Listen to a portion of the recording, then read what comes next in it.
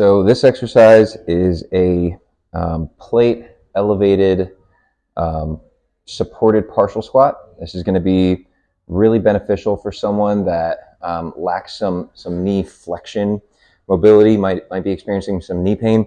So what you're going to need are some small plates, like 5 pounds, or if you're doing this at home, you don't have access to that, like a small book, maybe like an inch or two in thickness, and you're going to place 2 of them, one under each heel, making sure that the plate is just under the heel. The heel isn't too far back where the plate's under the arch as well. You want to make sure just the heel is being supported by the plate or book.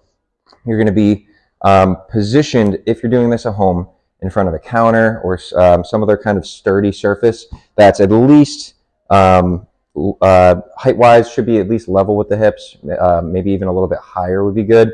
This is about as high as my table can go. Now at the gym, you could do this holding onto a squat rack, or you could fix a super band at the top of a squat rack and holding onto the super band for assistance while you do it like that. So I'm just showing you this because this is the easiest way to replicate this at home. So you're going to position your heels on top of the plate, making sure it's just the heel, not the arch.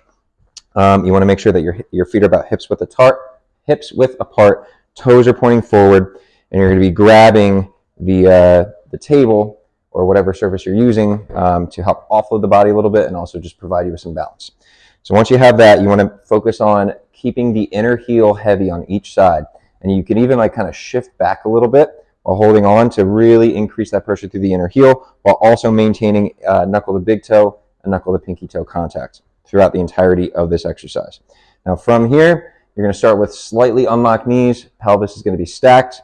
You're going to breathe in as your butt goes straight down, allowing your knees to come forward.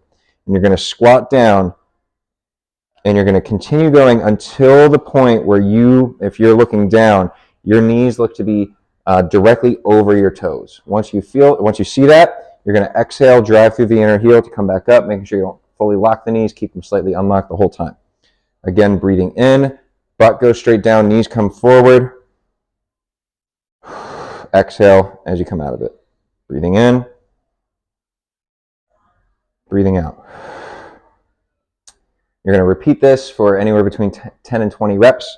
Now, the other thing to take note of is the distance of your feet from the surface that you're holding onto for support. Now, usually the closer, the better. And what that allows for is for you to maintain your grip against the surface while being able to lean back. If I go too far back, I'm going to just do this pretty drastically just to kind of make my point. If I'm too far back with the plates and my feet, and in order for me to hold on, I actually have to shift my weight forward, and that's going to take pressure off the heels, and it's going to kind of defeat the purpose of the exercise, and you won't get the same benefit out of it. So you want to make sure you're nice and close to whatever surface you're holding on to. That way you can still hold on to the surface while being able to shift your weight back and maintain an upright torso throughout the entirety of this exercise.